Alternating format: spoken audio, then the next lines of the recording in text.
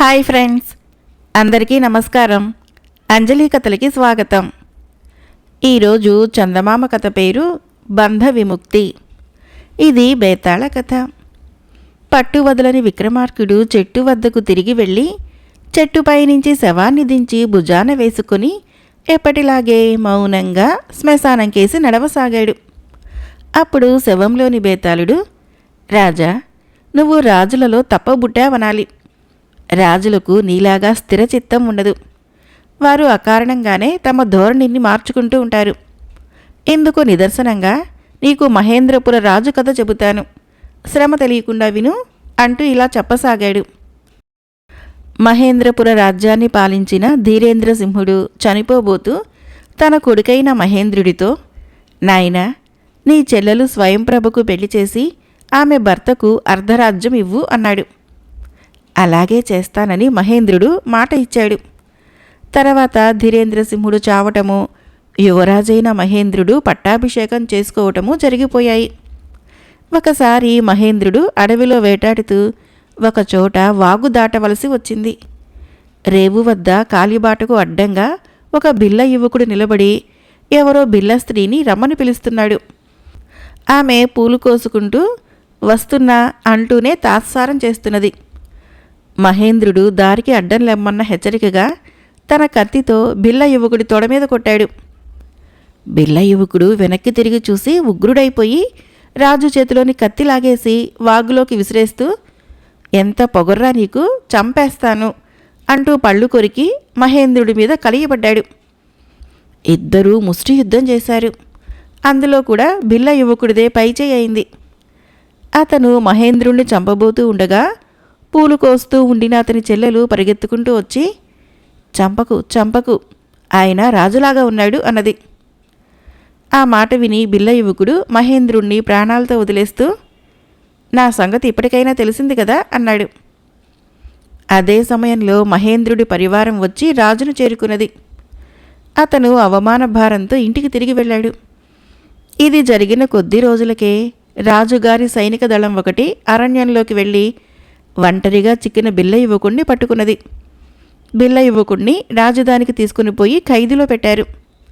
మహేంద్రుడు ఆ బిల్ల యువకుణ్ణి రాజద్రోహిగా ప్రకటించి మరణదండ విధించుదామనుకున్నాడు. కానీ మంత్రులంతా వారించారు. ఎక్కడో అడవిలో ఉండే అటవికుడు రాజద్రోహి అని నిరూపించటం ఎలాగా? విచారణ జరిగినప్పుడు వాడు తాను రాజుని చంపినంత పనిచేశానని నిండు సభలో బయటపెడితే రాజుకు అగౌరవమే కాకుండా అతని చిన్న బుద్ధి కూడా లోకానికి వెల్లడైతుంది. అంతకన్నా గుట్టుచప్పుడు కాకుండా ఆ బిల్ల యువకుణ్ణి కారాగృహంలో ఉంచితే వాణ్ణి గురించి ఎవరూ పట్టించుకోరు. రాజుకి మంత్రుల సలహా బాగున్నట్లు తోచింది. ఆయన బిల్ల యువకుణ్ణి ఖైదులో పెట్టించాడు. కొన్నాళ్లు గడిచినాక రాజు చెల్లెలైన స్వయంప్రభ ఖైదులో ఉన్న బిల్ల యువకుణ్ణి చూడవచ్చింది. అది మొదలు ఆమె అతనికి మంచి ఆహారం అందేటట్లు ఏర్పాటు చేసి ఖైదులో కూడా అతనికి అనేక సదుపాయాలు అమరేటట్లు చూసింది. ఈ విధంగా రోజూ స్వయంప్రభను చూస్తూ బిల్ల యువకుడు ఆమెను ప్రేమించసాగాడు. ఒకనాడు అతను ఆమెతో, నువ్వు నన్ను ప్రేమించబట్టే నాకు ఇలా జరిపిస్తున్నావు. నేను కూడా నిన్ను ప్రేమిస్తున్నాను. నాతో పాటు పారిపోయి మా అడవికి వచ్చేయి, అక్కడ హాయిగా జీవించుదాము అన్నది. స్వయంప్రభ అతనికేమీ జవాబు చెప్పలేదు. పైపెచ్చు ఆమె తిరిగి అతన్ని చూడటానికి రావటం కూడా మానుకున్నది. ఇది జరిగిన కొద్ది రోజులకే బిల్ల యువకుణ్ణి కారాగృహాధికారులు వదిలిపెట్టేశారు. బేతాళుడు ఈ కథను చెప్పి, రాజా, మహేంద్రుడు బిల్ల యువకుణ్ణి కసికొద్దీ ఖైదులో పెట్టి అతన్ని చంపటానికి కూడా ప్రయత్నించాడు కదా, అతన్ని అకస్మాత్తుగా ఎందుకు విడిచిపెట్టాడు? తనకు ఆ బిల్ల యువకుడి వలన జరిగిన అవమానాన్ని మరిచాడా? అతని చెల్లెలి ప్రవర్తనకు అర్థం ఏమిటి? ఆమె ఖైదులో ఉన్న ఆ బిల్ల యువకుడికి అన్ని సదుపాయాలు ఎందుకు చేసింది? అతను ఆమెను తనతో వచ్చేయమంటే జవాబు చెప్పకపోగా అతని వద్దకు రావటం ఎందుకు మానేసింది? ఈ అనుమానాలకి సమాధానం తెలిసి కూడా చెప్పలేకపోయావో నీ తల పగులుతుంది అన్నాడు. దానికి విక్రమార్కుడు, రాజు ప్రవర్తనకు అతని చెల్లెలి ప్రవర్తనకు చాలా సన్నిహిత సంబంధం ఉన్నది. మహేంద్రుడు బిల్ల యువకుణ్ణి పట్టి తెప్పించటానికి అతన్ని రాజద్రోహిగా ప్రకటించి మరణదండన విధించుదామనుకోవటానికి కారణము అతనికి బిల్ల యువకుడు చేసిన అవమానం కానే కాదు. ఆ బిల్లుడు పౌరుషము పరాక్రము గలవాడు. రాజు అంటే కూడా లక్ష్యం లేనివాడు. ఒకసారి రాజును ఓడించినాక అలాంటి వాడికి తానే రాజు కావాలన్న కోరిక పుట్టవచ్చు. అతను బిల్ల మూకలను వెంటబెట్టుకొని తన నగరం మీద దాడి చేయవచ్చు. ఈ భయంతో రాజు బిల్లుణ్ణి ఖైదు చేయించాడు. ఈ భయానికి ఆధారం ఉన్నదో లేదో చూడటానికి అతని చెల్లెలు ఖైదులో ఉన్న బిల్లుణ్ణి పరీక్షించింది. ఆమెను పెళ్లాడితే అర్ధరాజ్యం వస్తుంది. ఆ అర్ధరాజ్యం మీద కూడా బిల్ల యువకుడు ఆశ చూపక ఆమెను తనతో అడవికి వచ్చేయమన్నాడు. ఏ శ్రమ లేకుండా వచ్చే అర్ధరాజ్యం మీద ఆశ లేనివాడు యుద్ధం చేసి పూర్తి రాజ్యం సంపాదించగోరతాడా? అతను నిరపాయమైన వాడేనని ఇలా రుజువైంది. రాజు అతన్ని వదిలిపెట్టాడు అన్నాడు. రాజుకు ఈ విధంగా మౌనభంగం కలగగానే బేతాళుడు శవంతో సహా మాయమై తిరిగి చెట్టెక్కాడు. మరొక కథ పేరు సోనాపూర్లో అద్భుతం. ఈ కథను రచించిన వారు ఏసీ సర్కార్ గారు. సీతను రాముడికిచ్చి వైభవంగా పెళ్లి చేశారు. రాముడు సీతను తన ఇంటికి తీసుకొని పోయి సుఖంగా జీవించసాగాడు. ఇది రామాయణ కథ కాదు సుమండి. ఈ సీత వీరనగర్కు చెందిన మంగళదాసు అనే రైతు కూతురు. అతను స్థితిమంతుడు. సీత అతని కూతురు. ఆమె కన్నా 4 ఏళ్ల పెద్దవాడు ఆమె అన్న హీరాదాసు. సీతకు 16 ఏళ్లప్పుడు ఆమెను సోనాపూరు రైతు అయిన రవిదాసు కొడుకు రామదాసుకి ఇచ్చి పెళ్లి చేశాడు. పెళ్ళైన ఏడాదికి రామదాసు తండ్రి చనిపోయాడు. రామదాసు జ్ఞాతులు ఏవో వ్యాజ్యాలు తెచ్చి అతనికి తండ్రి ఆస్తి దక్కకుండా చేశారు. అతను సోనాపూరు పంచదార ఫ్యాక్టరీలో పనివాడిగా చేరి శ్రమ చేయసాగాడు. సోనాపూర్ భూములు శ్రేష్టమైనవి. అక్కడ చెరుకు బాగా అయ్యేది. దూరాన ఉండే పంచదార మిల్లుల వాళ్ళు ఇక్కడ చెరుకును కొనుక్కొని పోయేవారు. కాలక్రమేణా సోనాపూర్లోనే ఒక పంచదార మిల్లు వెలిసింది. ఎక్కడెక్కడి నుంచో జనం వచ్చి చేరారు. అందులో మంచివాళ్ళు ఉన్నారు, చెడ్డవాళ్ళు ఉన్నారు. సోనాపూరు పారిశ్రామిక కేంద్రం కాగానే కుదవ దుకాణాలు వచ్చాయి, జూదపు కొంపలు వచ్చాయి, సారా దుకాణం కూడా వెలిసింది. సీతకు ఒక కొడుకు పుట్టాడు. రాముడి సంపాదన ఆ కుటుంబము సుఖంగా బ్రతకటానికి సరిపోతున్నది. అయితే రాముడి చుట్టూ దుష్ట స్నేహితులు చేరారు. అతనికి వాళ్ళు తాగుడు అలవాటు చేశారు. అతని సాటి పని వాళ్లలో హలధరుడు అనేవాడు తన ఖర్చుతో రాముడి చేత తాగించి అలవాటు చేశాడు. ఆ తర్వాత రాముడి సంపాదనతో ఇద్దరూ తాగసాగారు. సీతకు కొడుక్కు కడుపు నిండా తిండి లేకుండా పోయింది. పరిస్థితి రోజురోజుకు విషమించసాగింది. రాముడు వారాంతంలో తన జీతం డబ్బులన్నీ సారా దుకాణంలో ఖర్చు చేసి ఇంటికి తప్పతాగి వచ్చేవాడు. ఆకలితో బిడ్డ ఏడుస్తూ ఉంటే భరించలేక సీత ఒక మోతుబరి ఇంట్లో పై పనికి కుదురుకొని తాను కూడా సంపాదించసాగింది. అయితే రాముడు భార్యను తిట్టి చావగొడతానని బెదిరించి ఆమె నగలు కుదువపెట్టి తన స్నేహితులతో కలిసి తాగేసేవాడు. ఒక్కొక్కసారి అతను సీతను అకారణంగా కొట్టేవాడు. నిజానికి సారా దుకాణం మూలంగా సోనాపూరులో అన్ని కుటుంబాలు అంతో ఇంతో అశాంతికి గురి కావటం జరిగింది. శ్రామిక కుటుంబ జీవనము నరకప్రాయమైంది. సీత ఈ బాధ భరించలేక ఒక రోజున కొడుకుతో సహా పుట్టింటికి వెళ్ళిపోయింది. ఆమె తన పరిస్థితి అంతా తన అన్న అయిన హీరాదాస్కు రహస్యంగా చెప్పింది. వాళ్ళిద్దరూ ఈ సంగతి తమ తల్లిదండ్రులకు కూడా చెప్పలేదు.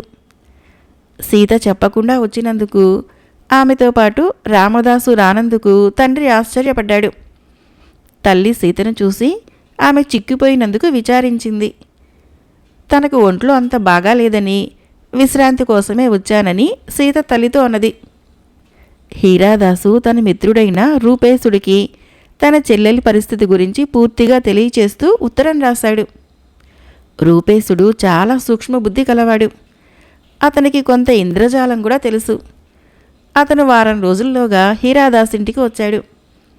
స్నేహితులిద్దరూ కూర్చొని రాముడి తాగుడు మాన్పించటానికి మంచి ఉపాయం ఆలోచించారు.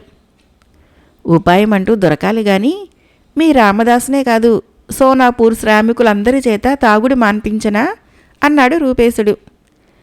అన్ని వ్యసనాల్లోకి తాగుడు మహా చెడ్డది. పేదవాళ్లకు అది చేసే హాని ఇంత అంతా కాదని అతని ఉద్దేశం. 3 రోజులు గడిచేసరికి అతనికి ఒక ఉపాయం తట్టింది.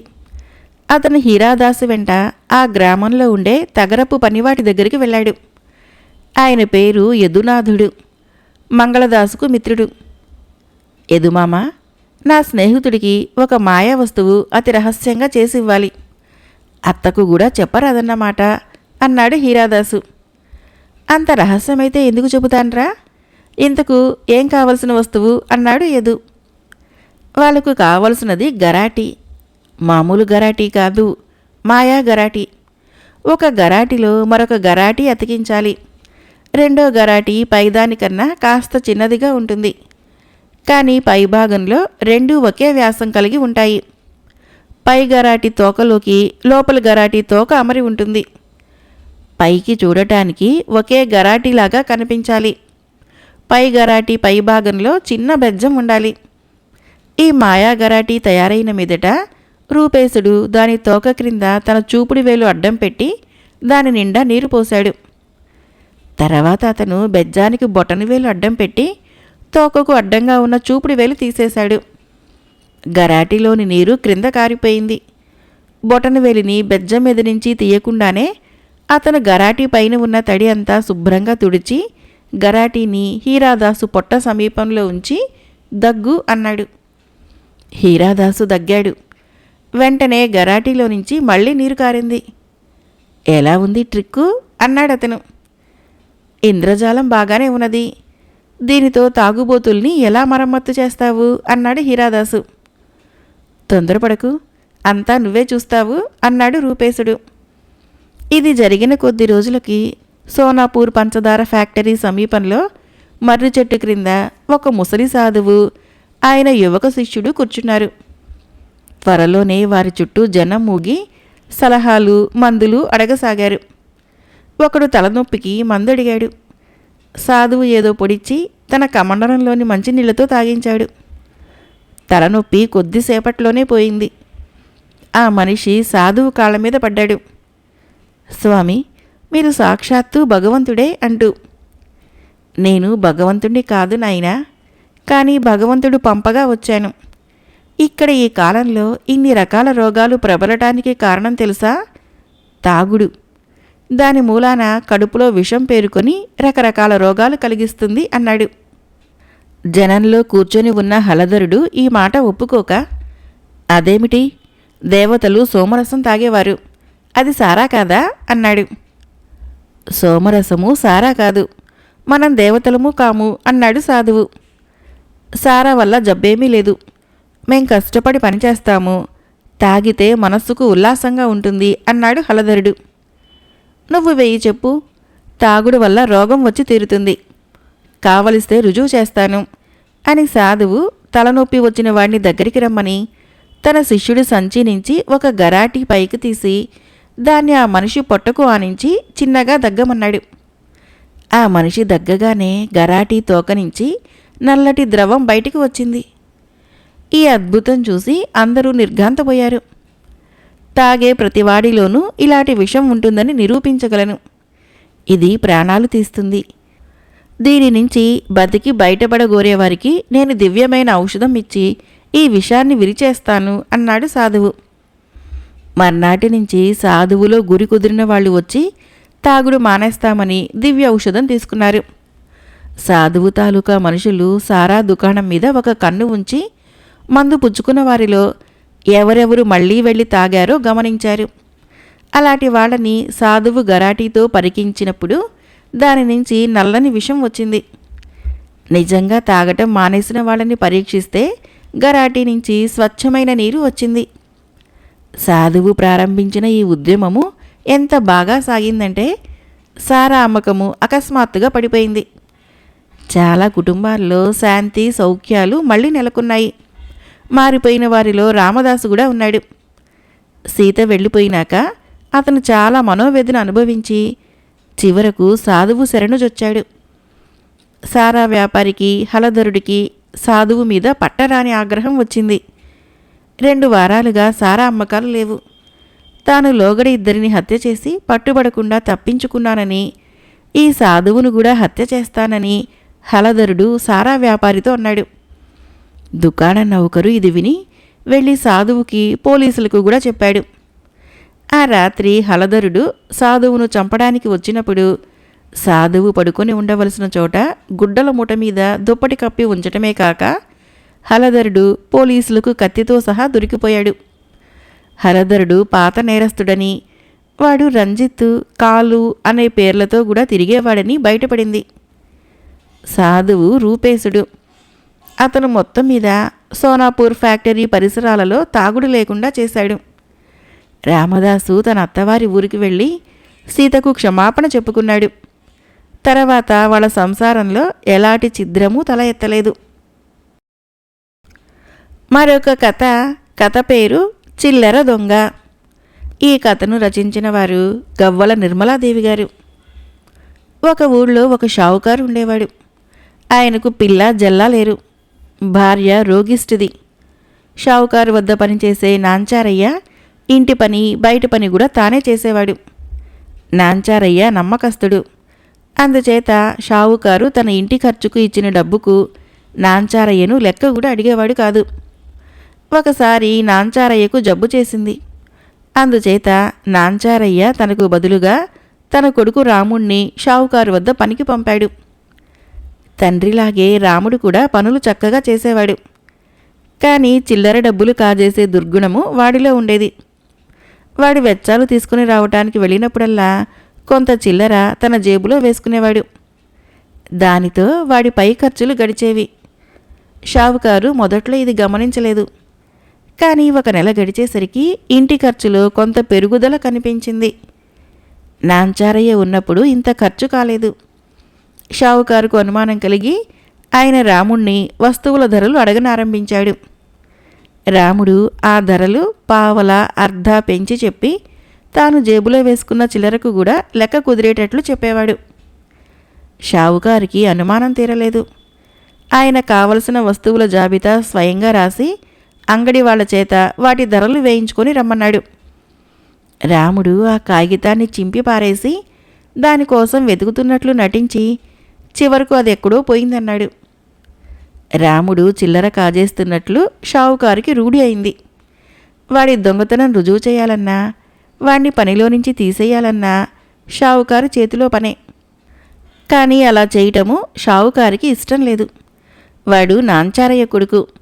నాంచారయ్య ఏళ్ల తరబడి షావుకారు వద్ద నమ్మకంగా పనిచేసినవాడు.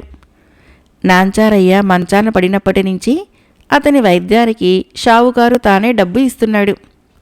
అందుచేత షావుకారు రాముడి పట్ల కఠినంగా ప్రవర్తించకుండానే వాణ్ణి మార్చాలనుకున్నాడు. షావుకారులో మతిమరుపు లక్షణాలు రాముడికి కనిపించసాగాయి. ఒకసారి ఆయన రాముణ్ణి పిలిచి గదిలో వంకెనకు తగిలించి ఉన్న తన ఉత్తరీయం పట్టుకొని రమ్మన్నాడు. రాముడు షావుకారిని ఆశ్చర్యంగా చూసి, ఉత్తరీయము మీ భుజం మీదనే ఉన్నది కదండి అన్నాడు.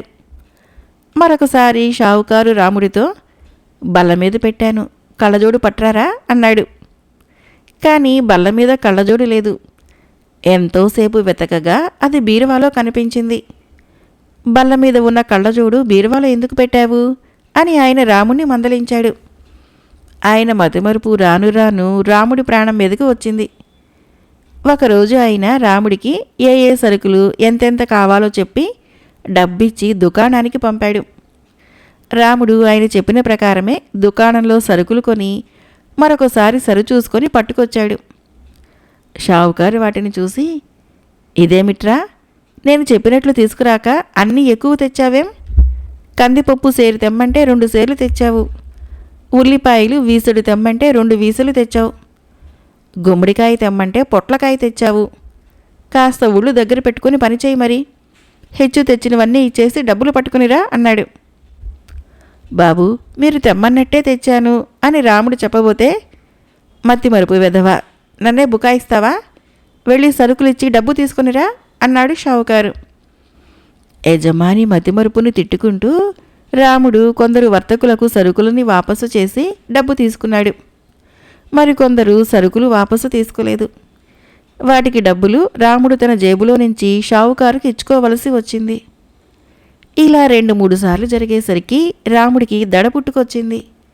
వాడు తన యజమాని చేత జాబితా రాయించుకొని అంగడికి వెళ్ళి వస్తువులు కొని వాటి ఖరీదులు ఆ జాబితా మీదనే రాయించుకొని ఆ జాబితా తెచ్చి యజమాని ముందు సరుకులతో పాటు పెట్టడం అలవాటు చేసుకున్నాడు. షావుకారు మతిమరుపును ఎదుర్కోవటానికి అంతకన్నా మరొక పద్ధతి లేదు. కానీ రాముడి చిల్లర దొంగతనాలు అరికట్టడానికి కూడా అదే మంచి మార్గంగా షావుకారికి ఉపయోగపడింది. మరొక కథ పేరు చిదంబర రహస్యం. ఈ కథను రచించిన వారు వక్కలంక కిషోర్ గారు. చీపురుపల్లి వ్యాపారస్తుడి వద్ద గోవిందుడు అనే పనివాడు ఉండేవాడు. అతనికి బొత్తిగా వ్యాపార మెలకువలు తెలియకపోవడంతో ఒక్కోసారి అతడి యజమానికి చాలా ఇబ్బంది కలుగుతూ ఉండేది. కానీ చాలా కాలం నుంచి పనిచేస్తున్నవాడు కావటంతో పనిలో నుంచి తీసివేయలేకపోయేవాడు యజమాని. ఒకరోజు గోవిందుడిని పిలిచి, ఒరే గోవిందా, పట్నంలో వరహాల శెట్టి అనే నా మిత్రుడు ఒకడున్నాడు. అతన్ని కలుసుకుంటే వ్యాపార రహస్యాలు చెబుతాడు. అప్పుడు కనీసము నాకు ఎలా సహకరించాలనేది అయినా నీకు తెలుస్తుంది. వెళ్ళిరా అన్నాడు యజమాని. మరి ఆ వరహాల శెట్టి చిరునామా చెప్పండి అన్నాడు గోవిందుడు. అరే మర్చిపోయాన్రా, ఆ వరహాల శెట్టి ఈ మధ్యన ఇల్లు మారాడట. నాకు పాత చిరునామా తెలుసు, కానీ కొత్త చిరునామా తెలీదు. అయినా నీకొచ్చిన ఇబ్బంది ఏమీ లేదు. పట్నంలో చిరునామాల చిదంబరుడు అనే వ్యక్తి ఉన్నాడు. అతనికి పట్నంలోని అందరి చిరునామాలు తెలుసు. ఎవరికి ఏ చిరునామా కావలసి వచ్చినా అతడి దగ్గరికే వెళ్తారు. ఒక్క చిరునామా చెప్పినందుకు గాను 4 వరహాలు తీసుకుంటాడు. నువ్వు అతడి వద్దకు వెళితే 4 వరహాలు ఇచ్చి వరహాల శెట్టి చిరునామా కనుక్కోవటము పెద్ద కష్టమేమీ కాదు అంటూ చిరునామాకి 4 వరహాలు, ప్రయాణపు ఖర్చులకు గాను మరో 4 వరహాలు ఇచ్చాడు యజమాని. అంతా బాగానే ఉంది, కానీ నాకు ఆ చిదంబరుడి చిరునామా కూడా తెలియదే అన్నాడు గోవిందుడు. యజమాని నవ్వి, అదేం పెద్ద పని కాదు. అతడు చాలా ప్రసిద్ధి చెందిన వ్యక్తి. అందరికీ అతడి అవసరం ఉండటంతో ఎవరడిగినా అతడి చిరునామా చెబుతారు అన్నాడు. ఎవరో ఎందుకు, మీరే చెప్పవచ్చుగా అన్నాడు గోవిందుడు. నిజమే, కానీ నీకు చెప్పానన్న మాటే గాని నాకు ఎప్పుడూ అతడి అవసరం రాలేదు. వచ్చినా సులభమే కదా అని తెలుసుకోవటానికి ఉపేక్షించాను. తెలిస్తే నేనే చెప్పేవాడిని. సరే ఇక బయలుదేరు అన్నాడు యజమాని. యజమాని తనకి ఇచ్చిన 8 వరహాలు మూటగట్టుకొని పట్నం బయలుదేరాడు గోవిందుడు.